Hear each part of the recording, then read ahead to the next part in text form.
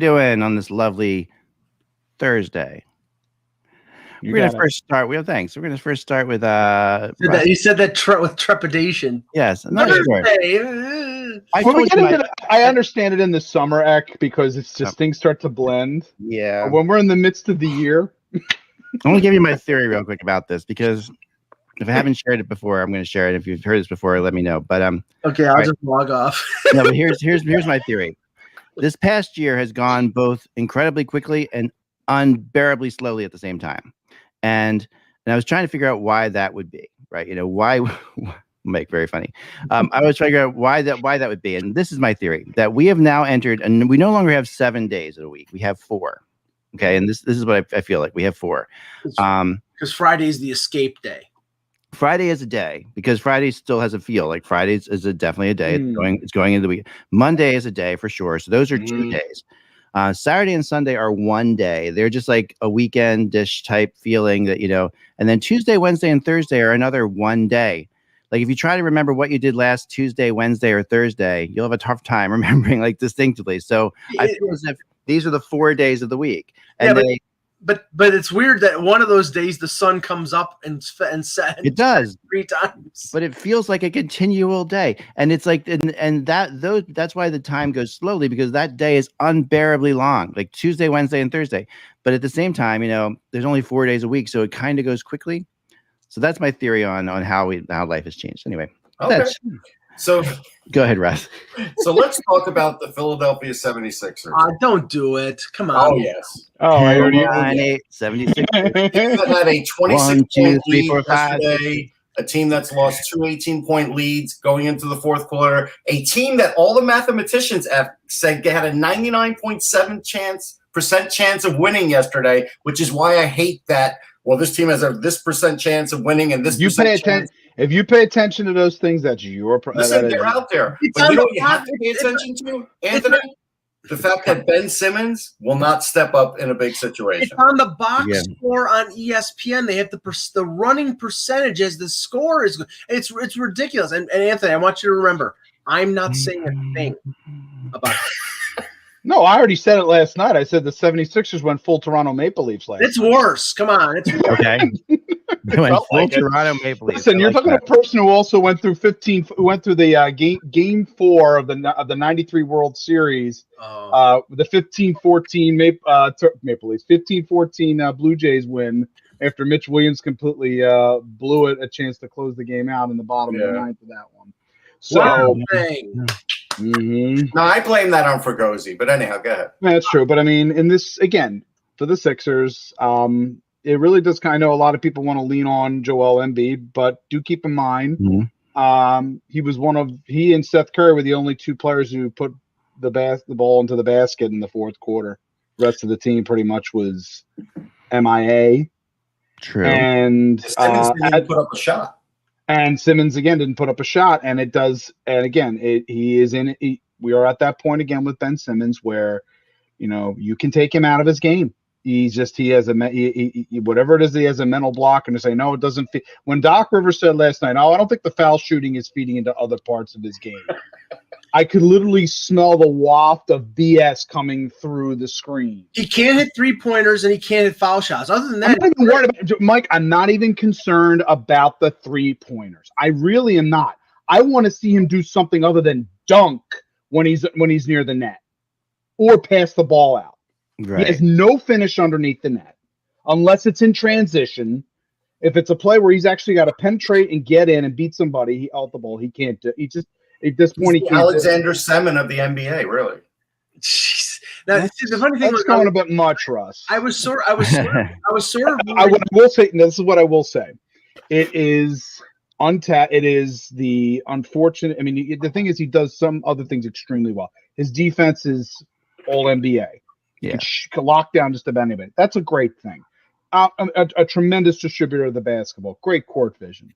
But when you don't have a shot, or at least a mid-range shot, and you have no finish, I want to tie this into hockey for a second, because the Flyers fans need to be worried about this.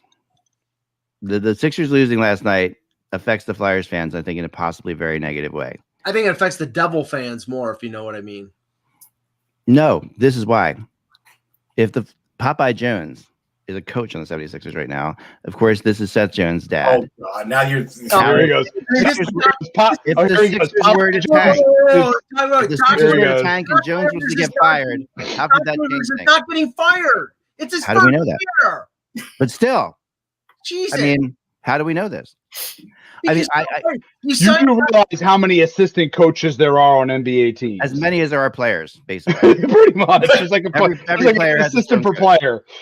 No, it's true. Like I was looking up the assistants, and there are like 7 of them. Which I find insane, considering in the NHL we talk about having 3 assistant coaches, and it's like you got a larger roster. You probably need even more mental management over a long season. Right.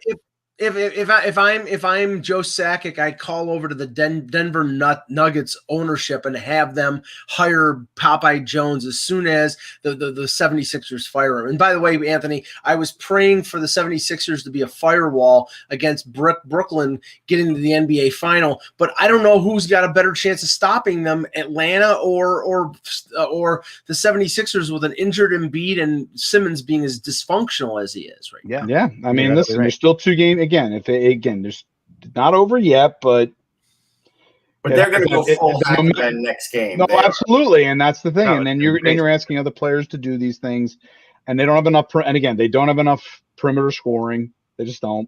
Now it's better than last year for sure, but not enough. Now I want to ask where were you when for today? Because today is the 27th anniversary, June 17th, 1994. All I have to do is say 2 words: White Bronco. I was watching the Knick game. Yes. And I was really super annoyed. Yes. That all of a sudden the screen got minimized. Yes. And they were showing the Bronco and that. And I was like, what in the world is going on? Yeah, they had then you find out. They had the NBA final in the small window. Yes. And we're watching the Bronco go down a California highway. It's like I was incensed. Yeah. I was mad. I'm trying to remember, what was the year again? 94. So it was so I know exactly. This was I graduated. It was senior week. I was watching it on a TV on the beach near the beach at a motel not far from the beach. Okay. I'll never forget it. Between that and the Rangers. Well, that was the week after the Rangers won. It was the week after, yeah. Right. So I remember that. Yeah. Mm-hmm. Where were you when the OJ White Bronco chase in 1994 happened on this day? Oh, man, that's a good question. I remember. I don't remember where I was. Honestly, I don't. Okay. Were you in the U.S.? You weren't in Europe or anything like that? I was 94. Heck, if you were on trial here, you would be in trouble. Yeah, no, seriously. I'm sorry. I can't remember what happened. I can't remember what happened last Thursday. Okay, that's fine. I was in the U.S. in 94. Yes. Okay. Now the funny thing was, I was definitely watching the NBA final, and I was pissed off like you were, Russ, at the fact. And at a certain point, because you heard Marv Albert like describing Patrick Ewing dunking the ball, and they're showing this, and there was no Tom Brokaw cutting in. Like every once in a while, no, there was very little information other than what was up on the screen. This is O.J. Simpson, the Bronco, and Al Cowlings is driving. That's all we pretty much knew. And I switched it to the ABC affiliate in Buffalo, and Al Michaels was doing a play-by because he knew OJ from Monday Night Football. I think he was doing sort of a play-by-play of what was going on. I was like, where was he that he was doing it? What's that? Where was Al Michaels that he was doing it? I think he was probably like some ABC studio. They called him in. Yeah, I think so, because the NBA final was on NBC at that point. So yeah, it was just bizarre, and I just had to. Did anchor bars stay open late that night because of people wanted to watch OJ and have wings at the same time? Yeah, all the murderers gathered in at the anchor bar. Let me just say this: the reaction to the whole OJ thing. We're not going to go into the trial or anything like that. But I just have to say this: working where I was when the trial ended, and in Buffalo. Yep. I was working at a call center for a bank in suburban Buffalo, and the calls stopped. All the calls stopped when the verdict was being read, and there were people working there that were listening to it on transistor radios, and when they said not guilty, there was a cheer. I could top this, Mike. Yeah. Oh, boy. So I would say maybe 3 or 4 months into a new job. I had left the hotel field and I was in the video game field. So I was working at Software Etc. at Deptford Mall as a store manager. And when the verdict was coming in, people were coming into the store because as a video game store, there were 4 TVs. And those TVs are supposed to be playing video games that are going to be getting advertised, that get paid advertising money for the company. And people kept coming in and saying, "Are you putting the verdict on the TVs?" And I knew my boss walked in, I'd get fired. Like I was new in the job. I eventually did very well with that company, but I was new then. And I still said, you know what? I got to put it on. There was like 15 people in the car and not in the car, in the store putting pressure on me. So I put it on. I put it on 2 of the screens, and one of them inside and one of them would be outside in the food court. And Anthony knows where that food court is in Deptford Mall. And it's pretty packed on, during the summer, especially. And I was at I remember where Software Etc. was in that mall. I do. I bet you I was there when we knew you were there. It's funny you say you worked there. I bet you I was there picking up, like the latest Quest for the Rings for my Odyssey 2. Oh, that's funny. That's funny. Well, but I told you Montgomery Mall was eventually one of my stores when I was a district manager. Mm-hmm. And so you probably walked in then, but I wasn't there very often. I would be there like once a week. But anyhow, there were people cheering and everything else, and I'm just sweating it out thinking I'm going to get fired for putting this up, but I did it anyhow. Oh, so. man. Well, everybody in the mall was there after a while. I was living in Maple Shade at the time of 1994. I would have been in Maple Shade, New Jersey. So, yeah. You would have been at the Cherry Hill Mall. Oh, yeah. Yep, for sure. 100 times. Like I used to ride my bike from when I was a kid in Cherry Hill. I would ride my bike to the Cherry Hill Mall, the Deptford Mall, and the Morristown Mall all the time. Oh, okay. There you go. Okay. Cool. Done. And the famous Echelon Mall, which is no longer. Oh, Echelon. Oh, that place. That is one of the weird malls in America. Oh, it's definitely one of the weird malls in America. I think it's one of those. What movie was Echelon? I can tell you what the Echelon Mall was like during an era where they were making a lot of buildings, including schools, look like prisons. Yeah. And that movie, there was a movie that featured the Echelon Mall, like they filmed in it. And I can't remember what movie it was. Was it Mallrats? It's not that. It's not that. No, Mallrats was Northern. There's that really spooky movie that features the King of Prussia Mall in it. Can't think what that's called. But the Echelon Mall. Well, the Echelon Mall was very close to the Coliseum, which is where the Flyers practiced at that time when I was a kid. Oh yeah, but this is out in the sticks. Just so people know, the Echelon Mall is out in the sticks, man. It wasn't the sticks at that point though. Voorhees was pretty built up by that point, and it was really close to you're talking about the. You know what? I'm sorry. I wasn't thinking of Echelon Mall. I was thinking of Exton. No, Echelon Mall by Voorhees. Yeah, you're right. It wasn't in the sticks, but you know what? Nobody could ever find it. Like that was the other mall, and it was like a fashion mall. But anyhow, yeah, right. Very good. Very good. Moving on. All right, ready? Here we go. No more South Jersey talk for today. All right. Hello, Hockey World. Hello, Hockey World. It's Thursday, July 17th or June 17th. We'll call it June. It's Thursday, June 17th, 2021. I'm Michael Agello, and on Friday, we will be discussing the malls of Western New York. I was going from Sportsology, and I used to go to Market East Mall. That was the worst one. Anthony might know that one because it's attached to the train station. That was a tough one. Yeah, they're redoing it now in Center City. Yes. I'm Anthony Mangione, and God, all this mall talk just makes me so nostalgic. Oh, man. And I'm Eckler. You're watching the HockeyBuzzcast at HockeyBuzz.com. It's the podcast that comes every Monday through Friday to fill you in on the comings and goings in the hockey world. And I'm Mike. I remember some of the malls of Western New York. Oh yeah, the Clarence Mall is what I remember because the Clarence Mall is where Borders Books, or I think Borders or Barnes & Noble. One of them was in the Clarence Mall. B. Dalton or one of those places. Yeah. Anyway, I remember that's the one I remember. Anyway, that was the one closest to the Holiday Inn. That's true. Okay. Yeah, I think that was it. All right. So anyway, let's get into this. Where the hell are we? All right. Yeah. So a game happened last night. It did. A fun game. I thought it was a really exciting game. Actually, I thought it was well played, and it was one of the and sure enough, the Montreal Canadiens are now in this series. All right, so I'll tell you how they tell played. Me why they're not. No, I'm not going to tell you they're not. I can't tell you they're not after yesterday. Two things happened. The first one is they legitimately played keep away, and it worked. The second one was, who knew that after Chandler Stevenson, no one on the team could win a faceoff? This is a freaking excellent point, Russ. But who also knew how really weak that team is up the middle? Like that is a no. It really was exposed yesterday to the point where I even said to Mike, they have Cody Glass, and they've never given him a chance, and he's a big centerman, and he's good on faceoffs. I don't know how he'll be at the NHL level, but he's got to be better than throwing Marchessault in there after a while. I mean, they're like Columbus Blue Jackets level center. Pacioretty was taking faceoffs, for crying out loud.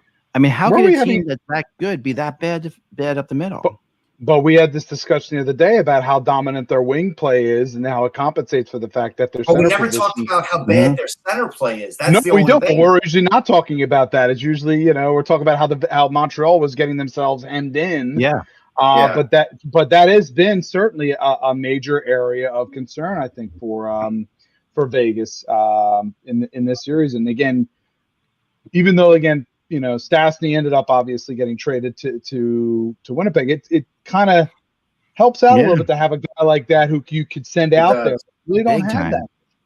I mean, to think about this for a second, this is that they're weak up the middle when Peter DeBoer, by just losing Chandler Stevenson, has to change all four lines. The fact that he moved all four lines around is also ridiculously stupid. He finally went back to put the tuck line back together because they were really good.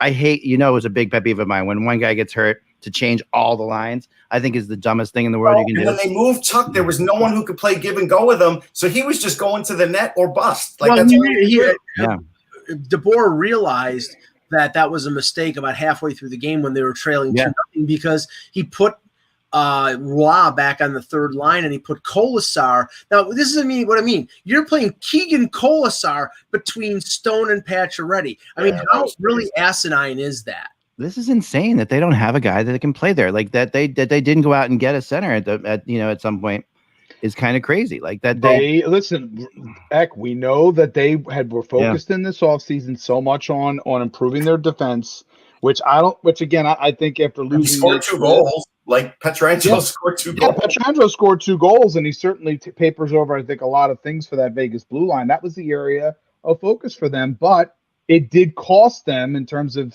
salary structures, the way they're set up with such high-end salaries. You had to end up trading Stastny. And that's a guy that, again, he may not be a superstar player, but Stastny could still would probably give you that structure that would allow you to not have to completely jumble your lines the way that he had to in this game. I mean, Russ, it's funny because they've got 2 young centers in their organization that they drafted in the first round. One you just mentioned in Glass, who has had some NHL experience, but they really, like you said a couple times, they really haven't prepped him for being in this position. And the other one is Peyton Krebs, who only has 4 or 5 games of AHL experience, so they can't put him in there. He's on their taxi squad. So really, it's what are you going to do? Put Thomas Nosek in there, or really but the thing is, it's they should have done something with Glass. I get that you want to have a veteran team, right? But Glass had a good year in Henderson, right? He had 10 points in 14 games, 3 points in 2 playoff games. You knew he was coming over. Why didn't you insert him into 1 or 2 of these games on the off chance that this could happen? See, this is where coaches sort of get this focus. They get this tunnel vision, and they never think about what could happen. Especially Pete DeBoer, who has part of what his problem was in New Jersey. I was talking to some Jersey friend last night who called me up and he texted me. He's like, "This is what is the deal with the Devils. He always did this. He always screwed up all the lines. Somebody got hurt." And at the end of the day, you also saw a different kind of Marc-Andre Fleury. And my theory on Marc-Andre Fleury now at his age right now is he is maybe the best goalie in the league when you're ahead. But when you're behind, I think that's fair. I do think when you're behind, he has always this has been his MO from the beginning, from when he was with the Penguins. This is why you had the 8-7 games with the Flyers. When you're behind, he tries to do too much and puts himself in position. Puts himself out of position and is really is trouble. And that goal, the goal that the breakaway goal. I mean, that looked like me on a breakaway, like that. But Byron, I tell you what, I think Fleury knew exactly what Mike was saying when the way that Vegas had set it up that way. They were like basically thinking there's no way Montreal could get past us on the boards. And the minute Byron sped past them on the boards, it was him and Keegan Colasar. And I don't want to pick on Colasar because he could actually be, a decent fourth line player who could score a few goals. But for him being your last line of defense on that's why Fleury acted the way he did, because he knew Colasar wasn't up for the challenge. Well, the performance of the Canadians last night was miraculous because I never realized you could skate so fast with a horseshoe up your rectum. They really, I thought that their play after. Back to you on that one, Mike. Well, I see where this is going, Mike. No, I honestly did not. I did not think that they were the better of the two teams again last night. I beg to differ in the first period. Let me By finish. the way, newsflash: they're never going to be the better of the two teams. So go ahead, continue. Yeah, continue. Finish. Let me finish. Finish. They got off to a great start, like Anthony was saying. But wait, no, I'm just kidding. Continue. Oh, wait, there's more. Sorry, Mike. They got off to a great start, and then they fell back on Carey Price. Yeah. And that's been a winning formula for most of the playoffs. But that doesn't mean that they're the better. That they're the better of the two teams, and B, that they played better in the game. They the Armia goal. Well, they were the better of the two teams in that game. It doesn't mean that they were the better of the two teams. You don't have to be the better of the two teams. In that game, they were. Yeah, in that game, they were. The unbelievable statistic. And this is on Vegas. Yep. They needed to ramp it up at the puck. If you want to put but a team like Montreal, you got to put your foot on their neck. Yeah, the unbelievable statistic is that the Habs are 9-1 when they score the first goal. The only thing that the Maple Leafs accomplished in the playoffs is that they actually beat the Canadians when they scored the first goal. I think it was in Game 2. I'm sure they'll be raising that banner next year, Mike. There you go. Yeah, we beat the Canadians when we scored first. Other than when they allow the first goal, they're 0-4. If you're Vegas, if you're Peter DeBoer, I would basically go hell bent for leather when they play Game 3 and say, go out and empty your tank in the first period and get the first goal. Because if you don't, this team, if Montreal scores, all they're going to do is sit back in that 1-4 zone, suffocate you to death, and Price isn't going to let in a bad goal. And you can win Stanley Cups. The Devils did that for years. Sorry if my voice is bad today, guys. I have a real bad cold. But yeah, I mean, I agree with everything you're saying, Mike. But they'll never be the better team in this series. I mean, they're not. They could still win it though. The reality is that the thing is that that like St. Louis last year, like we talked about, they weren't the better team against Boston, or 2 years ago, I guess now they weren't the better team against Boston in the Stanley Cup Finals, and St. Louis wasn't even the better team against San Jose in the conference finals that year. But they, you can still manage to win, and the reality is that the one thing I will say that I felt like was coming to fruition that I talked about before, the Achilles heel of the Golden Knights last night was that their forwards started to aim the puck, and you can't do that. Like Price got into their head a little bit. Well, I'll give you another one though. I mean, again, an in-game strategy here that shouldn't have worked, but it worked great for Ducharme was having two centers in case one got called out, so they could win another faceoff because they have a lot of centers, and Vegas couldn't do anything about it. Like at some point, then you got to give it to Ducharme for doing that. No, I do give it to Ducharme, but I got to say, I'm DeBoer. I tell my guy, I don't care what you do, tie him up, fall on the puck. Do something. That's what Kevin Hayes used to do before he learned how to win a faceoff. He never won a faceoff. I think they lost 6. Just tie a guy up. It felt like they lost 6 offensive zone faceoffs in the last 2 minutes. Like it felt like Vegas because every single one of them, Dano was out there, and I was telling. But he was doing the same thing, right? Every faceoff, he was pulling it back the same way. Like you would think you can adjust that. Well, adjust that to that.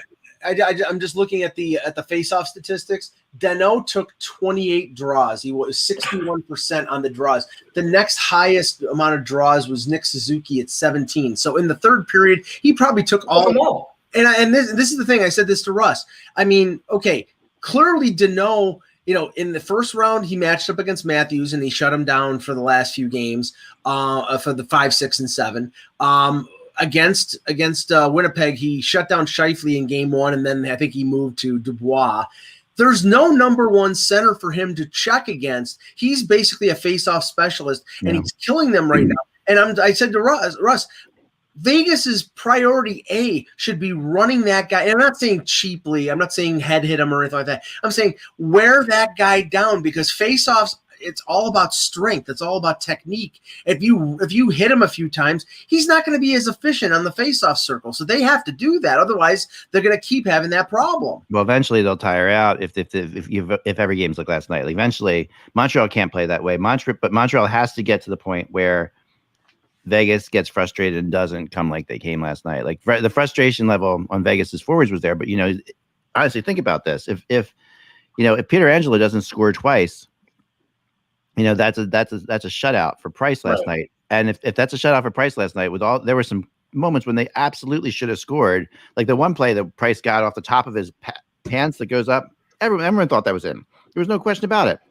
But the one thing they won also, as far as Montreal, is now the mental battle. If Stevenson's not in next game, DeBoer is going to put the lines through the blender and he is going to try and figure this out. And if he doesn't figure it out, it's not going to look pretty for Vegas. I think they will figure it out. Yeah, I can't imagine they won't. But man, if they do this again, it could get in their heads. I do question how tough Vegas is mentally. I really do. They haven't been tested yet in that part of the game. You want to know how they were down 0-2, being down in the Colorado series. Yeah, I think that was the first game blowout. I'm gonna give you that. Yeah, they came back from that pretty strong. You want to know how bad it got for Vegas in terms of the faceoff? Okay, obviously Nick Waugh, who's a center, he had 16 faceoffs, 8-8. Patrick Brown, listen to these list of immortals. Patrick Brown, Keegan Colasar, Max Pacioretty went 0 for 1. Marchessault went 0 for 3, Russ. Yeah, I know. And the funniest one, Ryan Reeves went 1 for 3. Why is Ryan Reeves in the faceoff? That's how desperate they were, because that's how desperate they are. Well, he's big Ryan Reeves. He may scare somebody at the circle. Reeves has been pretty invisible. Honestly, he really has. Like, he has not been. Once the game, once you get to this point of the season, I mean, unless you're Tom Wilson, where you could actually score. Exactly. Well, he's an antagonist without a protagonist, right? Like he's out there. He doesn't have anybody. Like when before Wilson, we had Wilson and Reeves. That was like a real thing. No, he does. He has Corey Perry, but the problem is they're trying to goad each other into penalties. But what Reeves can do. And I'm sorry, I said this in the Toronto series, and they didn't do it, and Winnipeg wasn't capable of doing it in the 4-game sweep. You've got an injured core group of defensemen with the Canadians. Weber's playing hurt. Petrie's playing hurt. Edmondson got a little tuned up on the glass, too. Yeah, you've got to beat them and into the wall, wear them down, because that's how you create turnovers. They didn't do it. And I didn't see Reeves doing that with any kind of reckless abandon yesterday. You have to do that. If you don't do that core 4 group, the Canadians, is going to basically shut you down. Yeah, here's the funny thing. And this happens with a lot of coaches. It used to happen with Laviolette, with certain guys. But, Mike, you mentioned Patrick Brown, and if you look at him, he's a very marginal player. At this point, I would put Cody Glass in and take out Patrick Brown, because I've got to at least try and put in somebody who's got some skill there to, A, try and win a faceoff, but B, actually try and score a goal too, because, Patrick Brown has 2 goals in 11 games. I get it. But he doesn't have that many goals in his career. Like, he is just a rock-solid, hard-playing guy. Yeah. And I get that coaches want those guys on the roster, but you can't litter them with them, and Vegas is littered with them.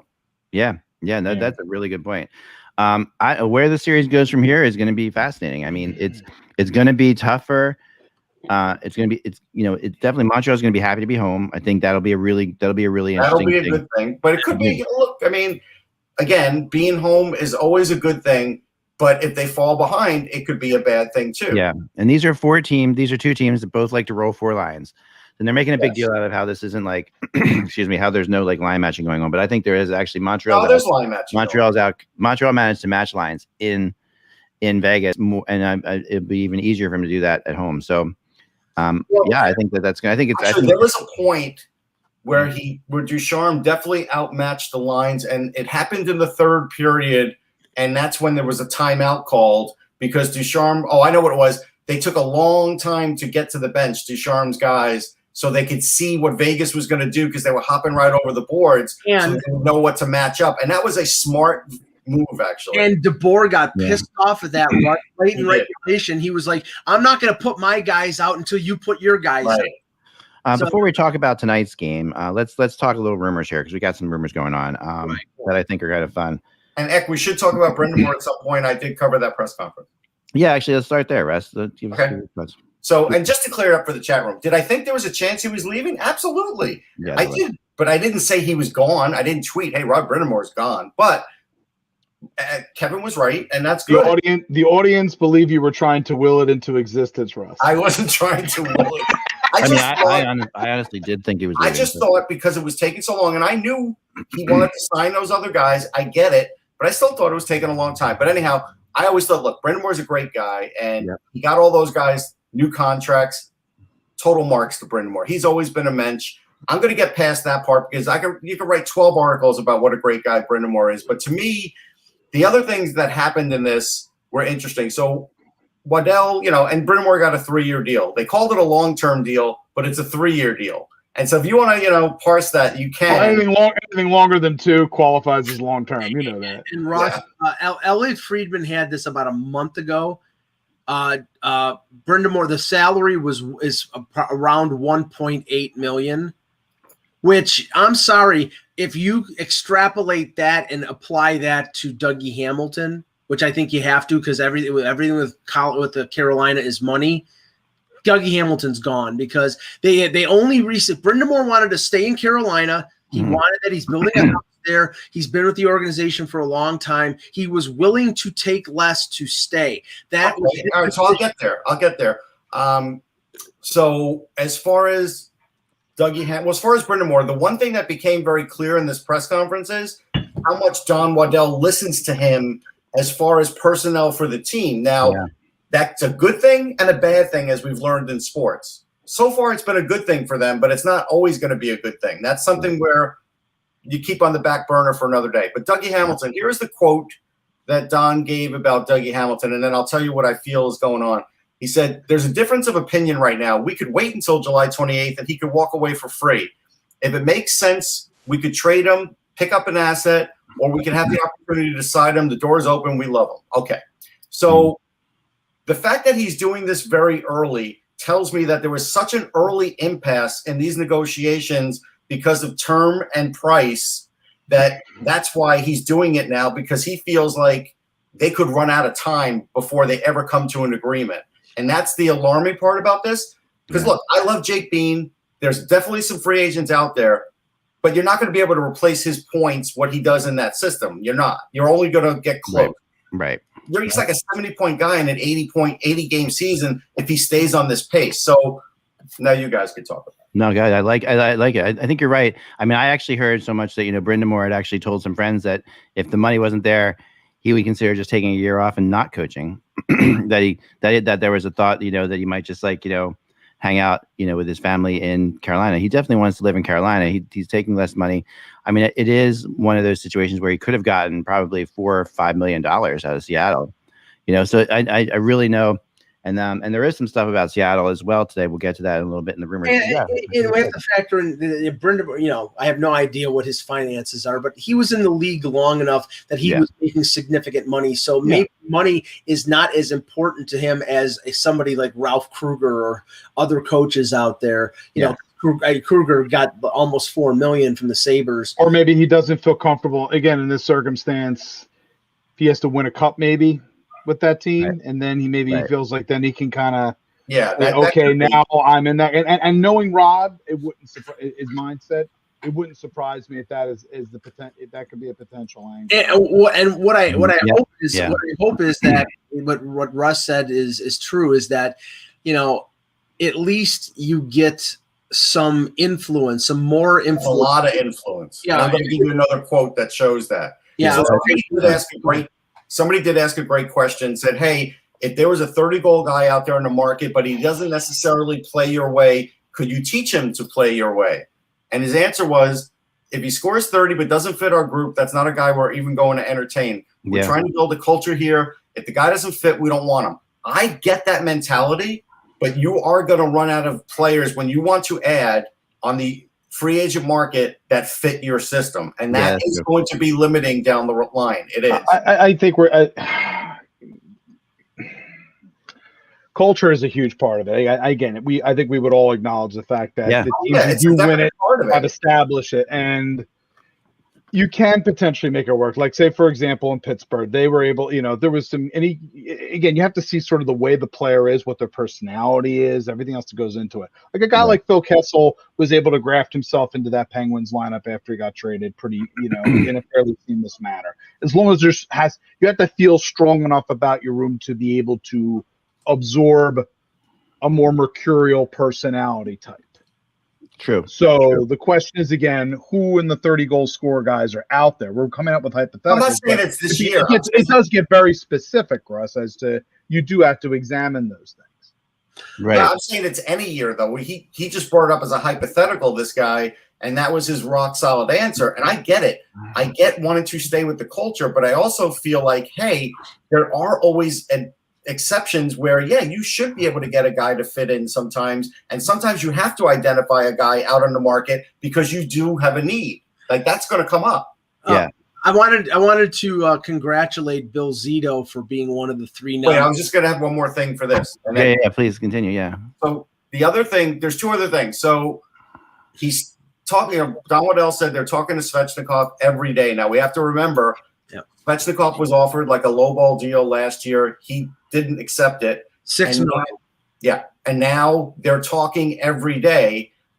He didn't say they were close. He just said they're talking. And so, like, you do have to wonder, is this eventually going to run out of runway with, with their future best player? Like, this is another salary thing where it's like, this is where agents come in handy, right? Because if you had to call a player every time to hammer out these little details to make Tom Dundon happy, players would all hate him. But they're doing all this through the agent, so that's fine. The agent contacts the player once in a while to give him an update. But, again, this gets into dangerous territory with a guy like Svechnikov. Yeah. It does. Yeah, well, come on. The book here is that they'll nickel and dime every single thing from broadcasters to general managers to coaches and to players. Remember, their big contract was not signed by them. It was signed by Montreal in an offer sheet that they matched. They calculated that it was a good enough offer to match, and they did it. But for about 5 seconds, I'm sure they probably, let me see, is this something we should do or not? This is the last big quote I'll give you. And this one is the one where Don literally falls on the sword for Tom Dundon. He goes, I don't think there's anything he's ever said no to from a player standpoint. It's interesting, yeah. Now, from a salary standpoint, he says no all the time. I mean, he did. It's true. It's a good point. Don knows not to ask in a certain situation. That's why. That might be the case. No, go ahead, Mike. No, okay. So I wanted. They announced the nominees for the Jim Gregory GM of the Year award, and one of them was Bill Zito, who did, I think, a masterful job with the Panthers in his first year. Yeah. The other 2, Lou Lamoriello won it last year. Right. Okay. He's nominated this year. I would like to ask if one trade is enough to be named GM of the year, because other than signing a draft pick that they drafted, Ilya Sorokin, and trading for 2 of his old compatriots in New Jersey, Kyle Palmieri and Travis Zajac, Lou did nothing, and he gets nominated for GM of the year. And the other one is even more laughable. Mark Bergevin, if they had lost to the Leafs, would have been fired or not. He was about to get fired. I know. I think Zito might actually have this. I think it'll be Zito. I think it might be him too. I mean, which would be quite. I know Zito. One of Zito's mentors is Lamoriello. I mean, who would have been your? Let's throw this out here. Who would have been your other? If you're taking Lamoriello, and if we're taking the other 2 out of the mix and keeping Bill Zito in, who would have been your other 2 nominees, Mike? Well, I think Joe Sakic would be one of them. I think Colorado, get Devin Taves. Yeah. The additions that they made at the deadline. I would agree with that. I would have think Joe Sakic would have certainly been one. I agree. What's another one? Mm-hmm. So you're replacing Lou with Joe, right? I'll tell you my number 1 over Lou. Yeah. Julian Brisebois. Yes. If the league gives him general manager of the year, then they have egg on their face. No. You give capologist of the year. Right. No, but he also made the David Savard trade, though. He did. No, but basically what Russ is saying is if they had nominated Julian Brisebois for GM of the year, that they were putting a rubber stamp cap circumvention before. I have one that I actually thought was going to win, and he's not on there, and that's Billy Guerin.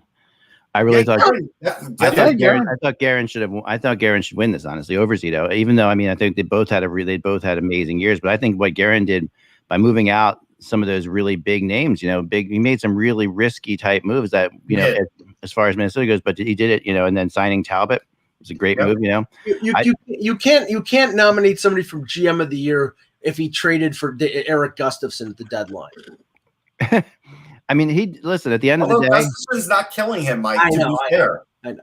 Bergevin at the end of the day, and then remember, it's not supposed to build a playoff roster. Like, that's what I talked about all year. And so far, that has been true. His off-season moves, I think, do allow Bergevin to be in the. I probably would have Sakic in there, and I think Bergie probably is okay to be as the third nominee. I would not have Lou. Yeah, I would have Sakic, but I want Bergevin for sure because again, so Foley. I think that the Foley move was one of the best off-season. Anderson, he did a good. Again, the proof is here right now, and here in the conference final. But what I'm curious at, and I wasn't able to find this out. What I'm curious about is we know that awards like the Norris or the Hart, the Selke, they're all regular season awards. The award it counts the balance of the regular season, not the play. I don't know. Because I cannot conceive that Marc Bergevin gets nominated for GM of the year if they're considering just the end of the regular season, because they barely got in the playoffs. They made a lot of changes, but they barely. This was reflective of the fact that they won 2 rounds, won the North Division, and are have a chance to go to the Stanley Cup final. And that is bull crap. I mean, that you don't do that with you. If there's one standard for one award, the standard should be the same for the other ones. Yeah, I mean, I was surprised that Fletcher and Dubas didn't get any mention. I thought both. Yeah, that is kind of weird that he got no mention. And to answer Funky, Lou is still a top 5 guy. He just shouldn't be in for the award this year. That's what Lou does is he by not making moves. I mean, honestly, still the crazy thing about this, I've never talked to a GM who didn't laugh at this award, because they all say the same thing. They all say a GM's job is not judged in the season you're in often. A GM's position is like if you say a decade, the GM of a decade, you can get that, or GM maybe even 5 years. But the reality is, a lot of moves that are made a lot of teams that made moves this year that might turn out to be great moves don't show up yet. So it's like, to win this award, you have to be kind of going for it, and you can't be in a certain spot. But the best moves are often made when you're not there. And I know you were throwing a dig at Kyle Dubas, but Dubas went for it, and it was smart for him to go for it. It didn't work out. Like I said, I've said before, the Leafs' loss was not on Kyle Dubas. The Leafs' loss was on the core group not coming through. No, I wouldn't blame it on Dubas. And honestly, that's the NHL in general, right? I mean, What I will blame on Dubas, if he goes and re-signs the same guys, if he brings Spets is fine, but if you bring Simmons back, and you're thinking about bringing Thornton back, then I will rip Dubas, because then I will be like, you know what? You can't do that again. I think I can see them bringing Foligno back if they lose Hyman. Foligno, yes. Foligno, the indicator is that they're not going to do that, Russ. That Spezza was Spezza came out yesterday, and Leaf fans got to love this when they have some players who they think took too much of what the cap was. Spezza came out and said, if I could have taken less, I would have. No, Spezza is amazing. Because there's no nicer guy in the league than Spezza, first off. I mean, he must have lost the scored, though, when he said that quote. I'm sure Mitch Marner was cringing when Spezza said that. I know. And then the reality is, I know, and I have a little bit of a soft spot for Spezza because he's the first guy who ever wore a Hockey Buzz hat on the CBC when he was being interviewed. So I'm like, cool. But I definitely have a Spezza. He's one of my favorites. But honestly, just what he keeps doing and the way he played. I mean, he was maybe one of the most, or the second most important player in the league for Leafs in the playoffs. It's just crazy. He had 3 goals in 7 games. He's a full-time guy. And he's amazing. And what he went through too, with the craziness of them benching him when they first brought him there with Babcock and all that stupid stuff. Yeah. 2001 was the first draft I covered, and Spezza obviously had a lot of hype in the draft. And I knew about him in juniors, but I wasn't the junior guy I am now, or the prospect guy I am now then. So I went and watched him. They, they had him a lot of times pre-COVID. They would have these, sessions with players and kids and have, they'd go like to whatever the local rink is and they'd work them out. And I watched how Spezza was with those kids. And I was like, man, this guy really cares about these kids in the sport. And then when the All-Star game was in Ottawa, I have video of like him and his kids having this interaction, his own kids. And I was like really touched by it. I have it somewhere. I probably should put it out there sometime because it just shows the way this guy cares about everything. And the fact that what he said yesterday was that if he could take less money, he would. Like, granted, he took a lot of money from Ottawa. Don't get me wrong. But he still said that. He is in a comfortable enough spot to make that comment. Yeah, he made that. But also the guy is just a nice guy. He's got the goofiest laugh. He's got the goofiest laugh in the NHL too. Like, if you ever heard him laugh, he's just he's lived up to expectations. Like, he was the number 2 guy in the draft. There was a lot of hype. Right after him was Alexander Svitov, who I literally – here's the quick story on him. So John McGowdy, who was a great guy, he passed away a few years ago. He worked for NHL.com. I was working for NHL.com. He called me. He goes, "You just saw Svitov play. He played right away. He played against the Rangers at MSG." He goes, "What did you see?" I said, "He's a horrible NHLer. He can't skate. He was looking down at his feet. He's never going to make it." He goes, "Well, I can't use that for my article. You're not helping me at all." I'm like, "Sorry, John. That's the truth." That's funny. I don't know. So, getting back to this, it'd be interesting to see who wins it. When do they announce this award? There's a schedule. I think it's going to be throughout this month. No. It's quicker than that. You're talking about for the GM of the year? Yeah. I'll look at my email. It's quicker than that. This isn't like something that goes to the award show, is it, or anything? No. The Calder is going to be during the Stanley Cup and something else, but this one this award is made for Zoom. I think. By the way, I think that Foligno is heading back to Columbus. I talked to people about that. I think that was the plan all along. I think that they convinced him to go to Toronto by saying they would bring him back. Right, and then everybody thought that was the case, but apparently there are some reports that, based on what Columbus is doing in terms of a rebuild, that Foligno still wants to win a Stanley Cup. He's not won a Stanley Cup. Now you could say, "Oh, well, don't go to Toronto because they can't even win a first round series." But there is a lot of speculation that he would be interested. He signed off on going to Toronto, and that he would be interested in staying in Toronto, and Toronto would be interested in bringing him back. But like Anthony said, the possibility that would be contingent on them probably not signing Zach Hyman. And if they do, then Foligno would probably be the Hyman replacement, which I think he's adequate enough to do. But it's a question of how much. I mean, he's making $5.5 million on a 6-year deal, so he might be prepared to take less to play for a team that has a chance at winning a Stanley Cup. Actually, Mike, you're right. This one they still count the playoffs in, so I didn't realize they still actually count the playoffs. So this one is going to be one of the Stanley Cup ones. So it's June 21st. Now we should talk rumor wise. We should talk a little bit about Hamilton. We should talk a little bit about Eichel because I wanted to get in. My blog today was about like the domino theory, and I brought this up, and it's become a popular theory around. I've been talking about it forever, and there are key dominoes. I call them keystone players. The keystone players in the draft, because every year. Having done this now for like 17 years, I guess, every summer, there's it goes one of two ways. It either goes players trickle out signings and trades, trickle, or you have these keystone guys that hold up everything and that make everything like completely a mess. And that's, we had Seth Jones was one of those keystone guys. And that was definitely the case. Like last year, some people said Taylor Hall was that, but he really wasn't because people weren't, it was kind of different last year. Well, now when you add Hamilton and Eichel into the mix, it does start to look like a summer of log jams again. Like it looks like what's going to happen. I did some talking about and I know Kevin and a lot of people think Eichel's definitely gone.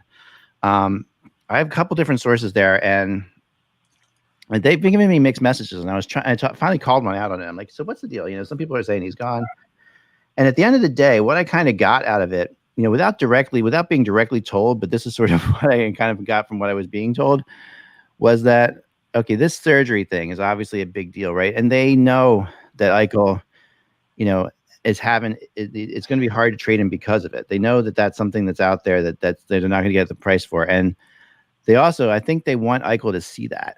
I think they want Eichel to see that it's hard. I think that part of this is come on, do the surgery, like do what we want to do with the surgery.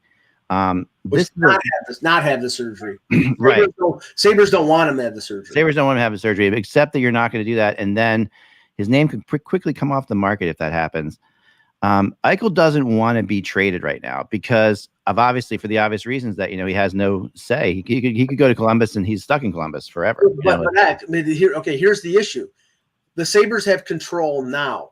Right. They won't have control at this time next summer. Right. And that is the issue. So that ties into what I'm saying. The Sabres are basically holding that over him right now and saying, we can put you someplace where you're going to be for a very long time. Or you can, you can do kind of what we're saying to do and not get the surgery and back. I think that, and that's why I think some of these names are coming out. I'm just not convinced that that's not happening. I'm not saying it's 100% the case, but I think that there's part of it. Yeah. Where it's I'm sure, Eck, again, considering recent history with trades and them taking a bath on it, right, plays a bit of a role in this, and that they don't want, if they don't end up with what they're hoping will be a good return for them. Is there a way that they could figure this thing out? I doubt it, but. Well, being as close to the scene in Buffalo as I have, I mean, the general direction here, I mean, there's a sort of an aura of finality that he's gone. That it right now is not, I think that I get that. Yeah, I think that the hints out there right now are of him, of them not trading him are more like, okay, if we don't get what we want in a trade, then we're not trading him. We're not going to trade him for a bag of pucks. We're not going to be suckers like we were in the Ryan O'Reilly deal where we took Sobotka and Patrick Berglund, and by 2 years after the deal, they're both gone, and the only thing you have left for that deal is Tage Thompson because you traded the first-round pick for Montour, and he's gone. So, I mean, that deal was disastrous for this team, and they can't do it again. And that's why, Elliot Friedman is saying that, Anaheim is interested, and that Russ, this is the thing that I find laughable based on all the discussions that we've had about the Sabres and where their organization is right now. Friedman is saying that the Sabres value this draft more than other teams. They view it as getting an edge on other teams by knowing this draft class really well. That tells me that they know the NDTP. Those are the players. This is not the best year for the NTDP. There's some really good players, but this is nowhere near where it was. They're trying to outsmart themselves. Not even that. They don't have enough boots on the ground for this draft. They really don't. And this is I think this is a distraction tactic, honestly, Mike. I really do. I think that the fact that they're making this draft into something bigger. They have to do something for their fans. There's a lot of guys. There's a lot of guys and girls in that stadium wearing Jack Eichel jerseys. Okay, don't kid yourself that it's an easy thing or a good thing for them to do to move. No, I get that. And they also they aren't going to get screwed again because they aren't going to, and therefore you have to put the odds of them not moving him at the end of the day because they're not going to move him for nothing. Okay, so let's say they don't move him. Yeah. What are the odds they come to an agreement without going to arbitration on his surgery or not surgery? No, I can't even decide on that. At some point, they're just going to have to. They're one side's going to have to give on that. That's all it's going to be. What I think this is, is their attempt to generate a market for Eichel to get teams competing against each other to up the offers, because I don't think in the end. They're disagreeing about the surgery, and I think the optics of him coming back as a disgruntled player next year will be as bad as it can be for this. There are enough bad things going on right now where you're going to have a disgruntled captain saying, "I want out." No, that is just not acceptable. You're not going to get that from Jack Eichel, though. Jack Eichel's not that kind of guy, and they know it. Heck, here's why Kevin Adams is saying that, right? Because he knows he's going to end up with 3 or 4 picks in the top 15. Right. Because if they trade Sam Reinhart to Vancouver, like I was talking about, they'll get the 9th overall pick. If they trade Eichel to Columbus, they'll get at least the 5th overall pick with everything else that'll be sprinkled in there. So that's why he's setting up for that. And what there's a very good chance that could happen. And what this organization, I agree with that. What this organization may be doing is setting themselves up for another 20, that span between 2014 and 2016 when they drafted 2nd overall with Reinhart and 2nd overall with Eichel. They're setting because if you have 3 or 4 first-round picks and your number 1 center is Casey Middlestat and your number 2 center is maybe say Adam Henrique or even Dylan Cousins, you're setting yourself up for the the Shane Wright sweepstakes or the Connor Bedard sweepstakes in 2 years. You're going down that road again. Yeah, but they've been down that road and they know it doesn't always work out. So that's a tough. But there does come a time when a franchise no longer is okay with tanking. Like there comes a point at which their fans are just like, we've been doing this for too long now, and it loses a lot of its glamour. But they've also made moves that signaled that they were quote unquote tired of tanking. Right. Yeah, they have. It's just their circumstances are they had a terrible coaching situation. Yeah. And just general mismanagement that completely scuttled whatever ambitions they had. Well, I mean, they're being forced into a direction that they really have no control. When you have your top 3 players, Ristolainen, Reinhart, and Eichel, all basically saying we want out of Dodge. No, but that's not the case. That's not what's happening, Mike. I mean, Reinhart's not saying he wants out. Ristolainen's not saying he wants out either. And I mean, none of those guys are openly saying they want out. There's a lot of assumptions being made all over the place. They can't say I want to be traded, but they did say, well, basically Reinhart and Ristolainen said the same thing. Whether I'm back or whether I'm not makes no difference. With a year left on their contract, that means they want the hell out. No, I don't agree. Okay, but let's say this. I don't agree. 2 years ago, their plan wasn't to be a rebuilding team this year. 100%. And that's what they are. Right. And no, I agree with that. And that wasn't the plan with the B, but that doesn't mean you get rid of pieces that are in place. Like you don't want to. I think they have to. They don't have to. They still own, like those guys are both, like Ristolainen is going to be a UFA next time around. Ristolainen is a UFA in 1 year. So he's 1 year. And Reinhardt's a UFA when? Reinhardt's an RFA with arbitration eligible, and then a UFA next year. Right, so he's an RFA, right? So you have that. Okay, so if he's an RFA in Buffalo, he may only sign 1 year. Actually. Right, he signs. That's very possible. He signs the qualifying offer. He gets like $7 million or 6 point something million, and then he walks. So but the reality is there's not that many places out there, especially with this flat cap. There's going to be better fit for Reinhardt than Buffalo. I can tell you the Rangers would want him. I can tell you Vancouver wants him. For sure. Well, they want him. There's probably 5 places you could put Sam Reinhart right now. Oh yeah, no, he's a talented player, and I mean, 30 goal scorers are 30 goal scorers, right? There's fewer places for Eichel, but teams are going to actually go out of their way to get Eichel. So there's probably more than we think, because they'll make the effort. The Sabres organization is so bereft of talent in terms of top end talent, and if especially if Reinhart and Ristolainen leave for nothing, they have to move them now or before the deadline to get something, because they're going to walk. Or commit to them, Mike. Or like seriously commit to them, and that's like something that I could think. You really think that there's a significant chance that Reinhart will sign a 6 or 7 year extension with Buffalo for the right amount of money? He will, for sure. Well, then you're overpaying him, Mac. Well, I mean, Jurgen gave us if he's a 30 goal scorer and he's one of your top centers, especially if Eichel's out of there. Yeah, you have to overpay him. Remember, Jurgen gave us the scenario: if Eichel's gone, they may go to him and say, "You're our top center. Will you sign here now?" And then I guess there's a chance. Yeah. But you're gonna be okay. So you're gonna sign him a 6 or 7 year deal at $8 million a year. Yeah. As your number 1 center. No one else is going to. Which again, when you consider the fact that they, as we said before, that they were so reticent to put him in center, you're going to pay him $8 million a season. I know. The problem here is you got to take all the coaching stuff out of it, because that was a mess. All right, forget. I'm going to just make it really simple here. Even if all these guys stay for 2 more years, they're not making the playoffs. They're not selling out in the stands. They're not getting better. Now, in 3 or 4 years, there's a chance they can get better, but Reinhart will be gone, Ristolainen will be gone, and Eichel will be gone. Right. And so at that point, he'll be gone by then, Eck. He is not – Eichel, there's no saying Eichel will be gone in 3 to 4 years. Eck, they can't even decide on whether to get an operation or not. Yeah, but once you move past that, which you will eventually move past that. Eventually, when is that?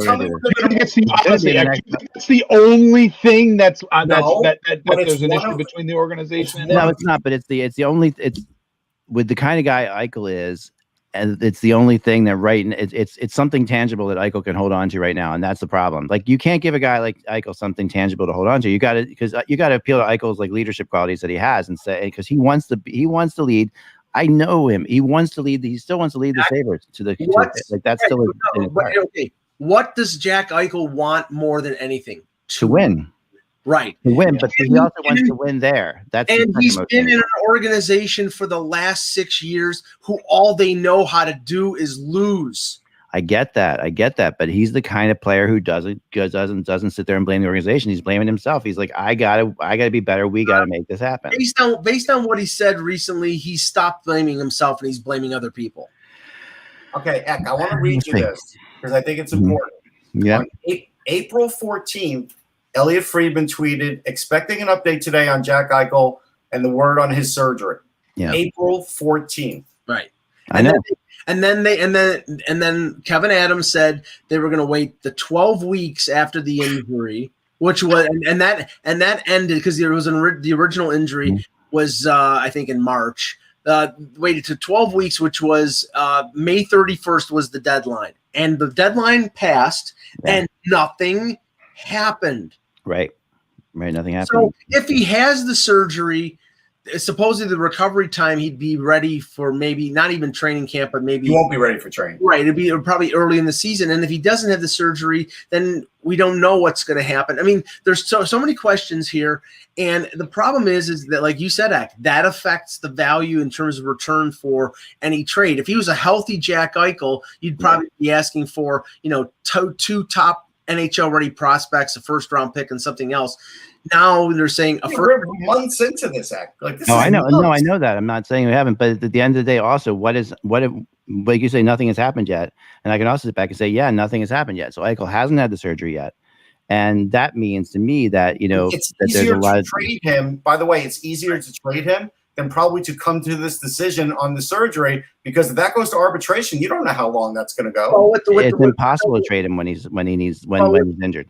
It's not impossible. Teams want him now. What they're saying is that they're basically holding off on the surgery to find out whether the team that he potentially is traded to is in favor of that or not. And that Buffalo wants to pass on this and let that team handle the situation and get what they can for Eichel, which is still going to be a high price.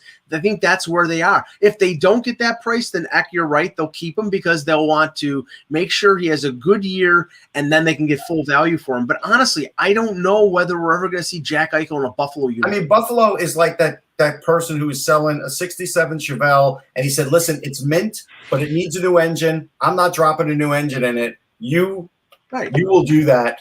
Let's come to an agreement. And it's hard. No question that you're right. And like I said before, they need somebody to jump in there and take over the situation. So it's just fix it. They need like a Rutherford, somebody to come in there and say, stop. Everyone stop. They do, but they're not going to do that.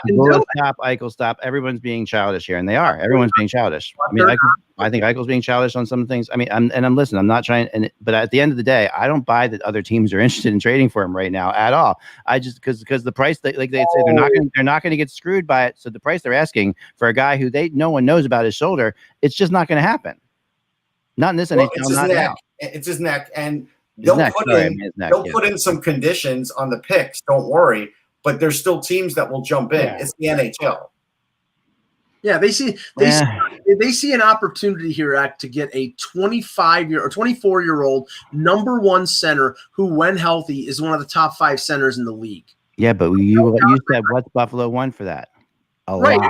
Well, I think they want probably a top prospect and at least one first-round pick and probably something else.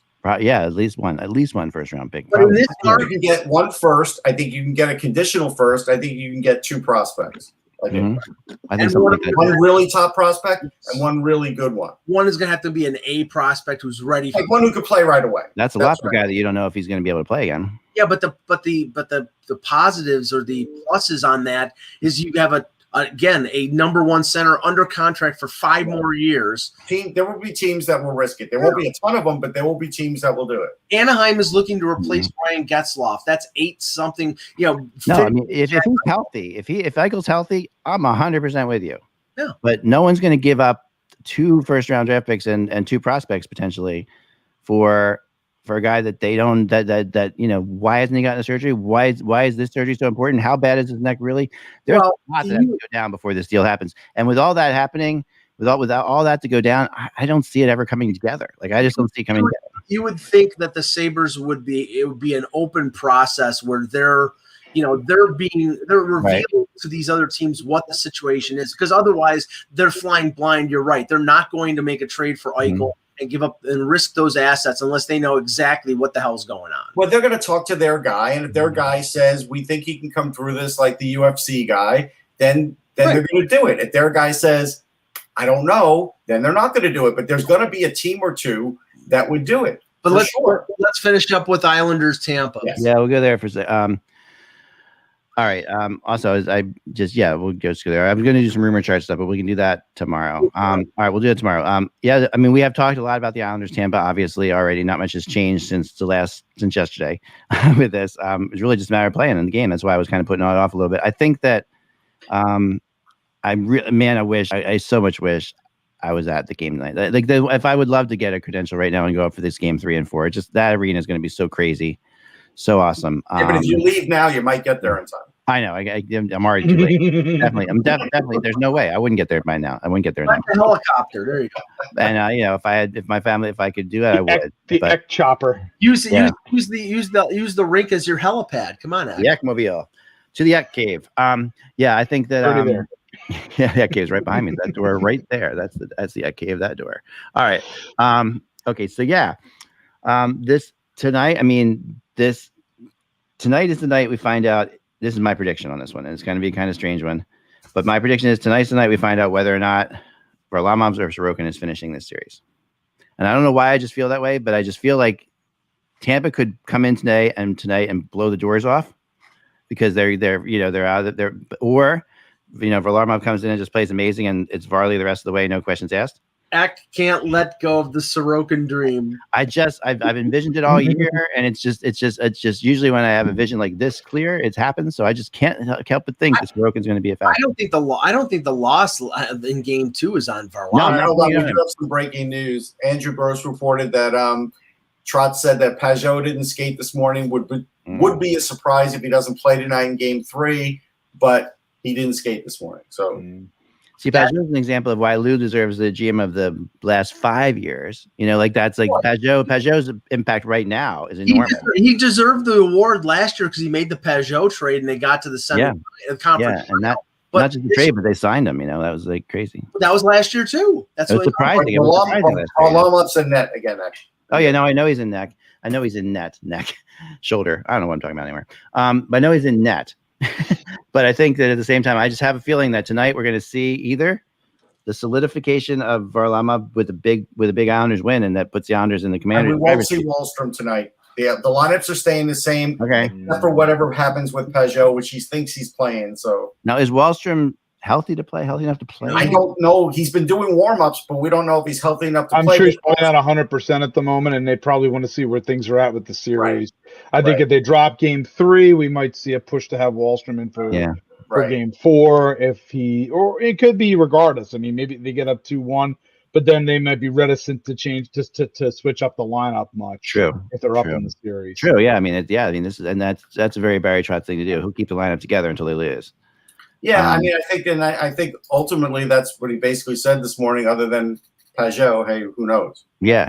I mean, he's playing. So, I mean, when you look at these teams, and then you look. This is the one thing I want to bring up, and before we go, and it's kind of like an overview here. But I had this thing I tweeted out last night, and I kind of think it's true that in one series we're seeing the 2 Russian goalies for the next Olympic, and the other series we're seeing the 2 Canadian goalies for the next Olympics. And I think that's. I think in this, whether or not it's Varlamov and. So wait, so you're automatically putting Sorokin over Shesterkin? No, I'm saying it's Varlamov. I'm putting Varlamov over Shesterkin. I won't do that just yet either. I don't know. Vasilevsky and Varlamov are the next. It could be Sorokin and Shesterkin like it was World Juniors 7 years ago. I wouldn't say that's a rubber stamp yet. We don't be certain about Vasilevsky would be the guy. That we do know. Vasilevsky is going to be the starter. There's no question about that. But they can bring 3 if they want. They bring 3. Maybe. But I think Varlamov is going to be one of those 3. So I don't know. I don't know if he will be, honestly. And then at this point, can you not think that Fleury is a contender for the Team Canada goaltender spot? Well, so is Price. Right. So that's why I'm saying those two. I mean, someone was saying Hellebuck, but Hellebuck's the third. But he's U.S. So yeah. But I'm sorry, Hellebuck. Yeah. No, but no, it's probably Price, Fleury, and Binnington. Right. But again, I don't even know if they're going to Beijing. So what the hell are you even talking about? Seems like they are. I mean, they're talking about it a lot right now. But I just think it's kind of interesting that when you think about that, what's going on here is, that those 4 goalies, they're all going to be like major players in the Olympics. There's one thing we have to remember too, Ek.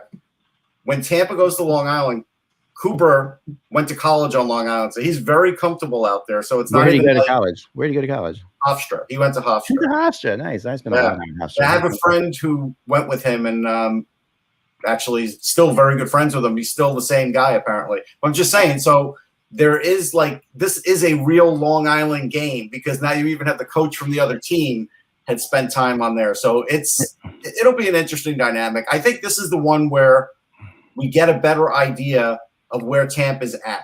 To me, Game 3 is the game. Game 3 is always the game. We know what the Islanders are going to bring. We're still not sure what Tampa's bringing. Yeah. And we know that the Islander, the series is on Long Island, so we know the bagels will be better than obviously it going to Montreal, right? Yeah, and not even a question. I'm taking squares for when the first Islander cheap shot will be. I'll say on the last 7:45. You know what we should do? Because there's 2 Philly guys here, and I don't know, Western New York doesn't always count as New York. Mike, up there, was it Jimmy's or was it Sprinkles? It was always Sprinkles where I was growing up. We hear Sprinkles on commercials. Philly, for some reason, is stuck on the Jimmy thing. Yep. What was it up in Buffalo? Well, it's funny because I saw the conversation, and it's like, when I was a kid, it was always Sprinkles. Okay. But then I heard Jimmy's like on TV or in movies, and I've always called them. They're sort of interchangeable. So we're sort of like. I was having a mother who went to Woodstock, and was very self-aware of everything possible. My mother did. My mom was at Woodstock. Was very self-aware of everything. Justice-wise, Jimmy's was never allowed. It was considered a racial slur, and it was really? we never said. Yeah, absolutely. Really. Jimmy's. Yep, it was. Okay. Consider the racial term, and that is what I was taught. Give me some rainbow sprinkles. So Eck is the tiebreaker, Anthony. I was taught that sprinkles were multicolored and Jimmy's were chocolate. I really was, but you didn't call Jimmy's that because, and I'm telling you, I'm dead serious. Interesting. I have never heard that. I've never heard that either. And I'm finding it interesting right now that the Lehigh Valley, if that's true, then we're having the. And it's Lehigh Valley baseball team with a theme night with that. So. It's interesting. All right, there you go. It was Gay Pride Week in Buffalo last weekend. Mm-hmm. They had their parade, and there was an ice cream place on the main drag in Buffalo, and they were giving out ice cream and they said Rainbow Jimmy's. There you go. Rainbow Jimmy's. Wow, that's totally when I am in. Well, obviously, when I'm living here, if I'm in Philly in the Philadelphia area, I do say Jimmy's. I will say if we're getting ice cream, if we're on vacation elsewhere, right? I will say Sprinkles because people. I know it's a very Philly colloquialism or Northeast Carter colloquialism more than anything. But if I'm elsewhere in the country, I would be. If I say Jimmy's, they'd be like, what the. Interesting. Well, there you go. We don't know. I might be wrong, but that's what I was taught. Anyway, interesting. Didn't expect that answer. There you go, folks. Remember, without the buzz, it's just hockey. We will talk to you tomorrow.